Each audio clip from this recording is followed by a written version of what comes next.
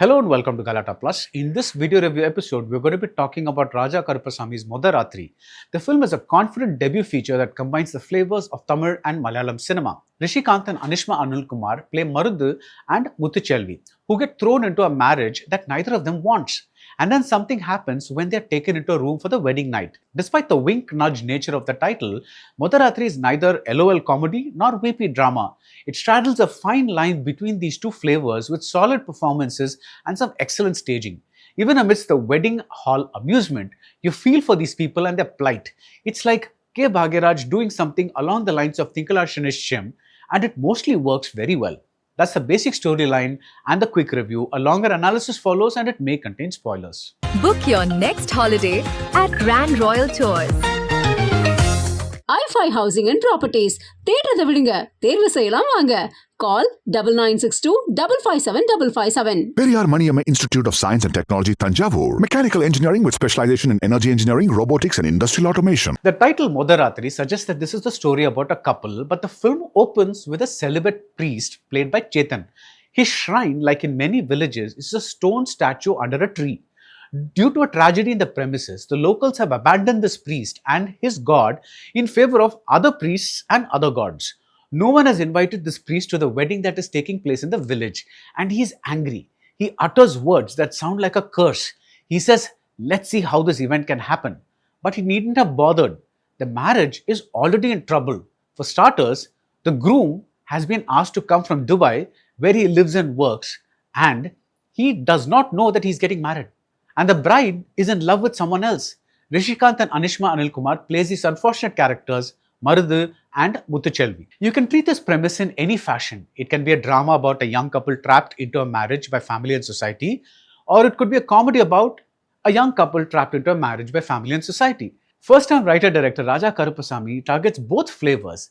He comes up with an impressive debut feature that reminded me of something that might result if K. Bhagiraj decided to put his spin on Senna Hegde's Tinkalashanishcham. We get the amplification of Tamil cinema. We also get the understatement of Malayalam cinema. The film is written with confidence. It is in no hurry to give us all the details before the story takes off. When the bride's mother gets up to leave for her home, she looks at her daughter. She doesn't say, "Sandoshamairu." She says, "Orungairu." That tells us a lot without telling us a lot. Or take the visual when the tali is being tied. The groom looks at the bride with the tali in his outstretched hands. The shot is held for just enough time so that we sense his hesitation. We also sense that he is able to sense the girl's hesitation. Slowly things come together. The boy's financial obligations to his family, the boy's past which involves a tattoo, the man the girl is in love with, played by the director, who shows us that loving someone is different from being able to take care of that someone. He says, "Asaikku love panniten, vaalkaikku set agadu." It's like a haiku about a feeling versus a financial commitment that is going to last a lifetime. The way this boy's lack of responsibility, lack of planning, lack of initiative is shown, it's a brilliant stretch of sad comedy, which may even involve the anger of an abandoned god. This is not a story about love, it is about families, it is about society. There is a superb scene on a bike where the issue of caste comes up. It leads to a payoff in the form of the hero's ex, but the messaging is kept at a low decibel. There is no attempt to solve the issue of caste, just an acknowledgement that this issue exists. The laughs come in the form of the new bed for the wedding night, which has yet to be delivered. There's a brawl between the men on both sides of the family and then between the women on both sides of the family.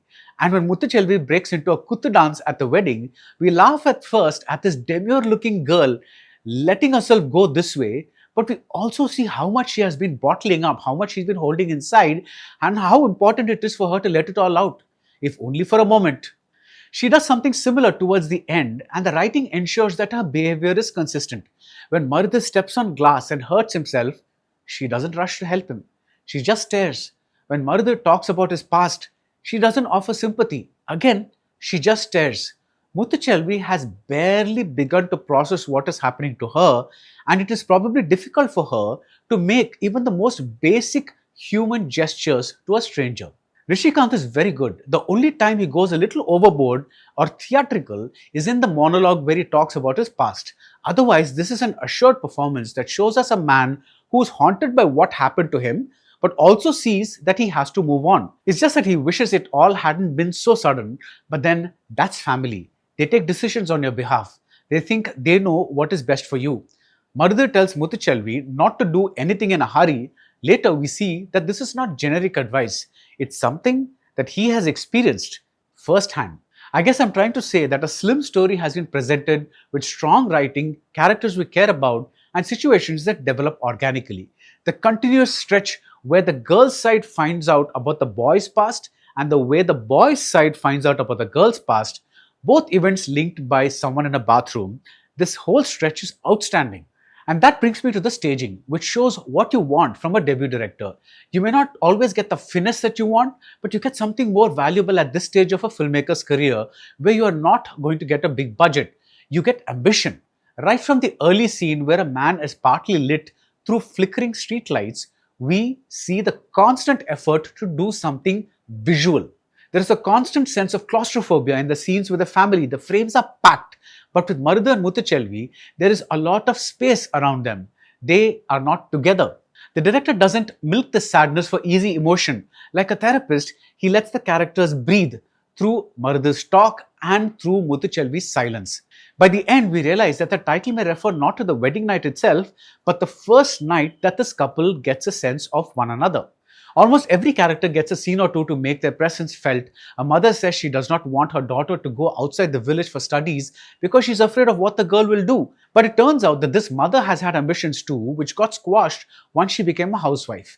The people listening to her story prod for more details, but the mother stops. She stops just as suddenly as she started. She probably thinks she has already said too much.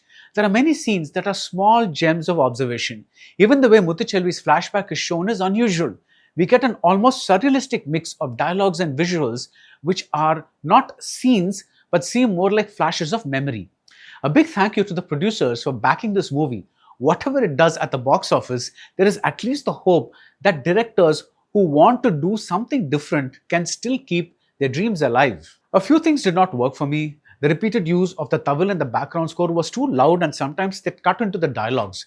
The male relatives are not as freshly drawn as the female counterparts. Bhagavati Perumal is funny in his early scenes as a chauvinistic man who demands respect, but the character eventually becomes tiresome, saying very pointed things like women should be kept in their places. This seems too obvious a statement in a film that has been trying to do things with a difference. Anishma is not bad, but I wish she'd been directed to give more variations in a character that's mostly a silent sufferer.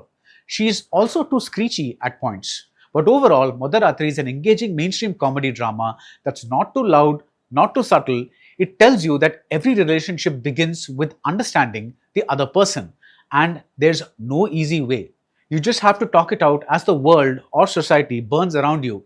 In a season of overblown entertainers, this modest film is a lovely little gift. That's it about Modha Rathri. If you like this video review, do subscribe to Galatta Plus and see you soon at the movies. Book your next holiday at Grand Royal Tours. i5 Housing and Properties. தேடுறத விடுங்க, தேர்வு செய்யலாம் வாங்க.